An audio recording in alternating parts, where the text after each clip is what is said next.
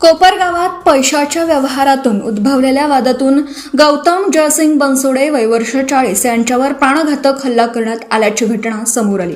या प्रकरणी तनुजा गौतम बनसोडे यांच्या फिर्यादीवर कोपरगाव शहर पोलीस ठाण्यात विविध कलमान्वये गुन्हा दाखल करण्यात आला।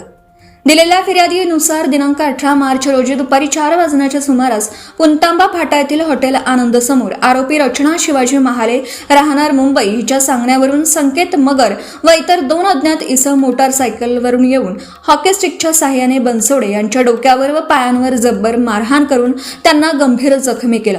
या घटनेमागे जखमी व आरोपी यांच्यातील पैशाच्या व्यवहाराचा वाद कारणीभूत असल्याचं फिर्यादीत नमूद करण्यात आलं। दरम्यान सदर हल्ल्याचा प्रकार सीसीटीव्ही कॅमेऱ्यात कैद झाला असून पोलिसांनी घटनास्थळी पाहणी करून पंचनामा केला। तसेच सीसीटीव्ही फुटेज व इतर पुराव्यांच्या आधारे आरोपींचा शोध घेण्याचं काम युद्ध पातळीवर सुरू असून पुढील तपास पोलीस निरीक्षक रामकृष्ण कुंभार यांच्या मार्गदर्शनाखाली पोलीस उपनिरीक्षक संदीप सोन्ने हे करत आहेत। सम्राट न्यूजसाठी संपादक अजय विघे, कोपरगाव।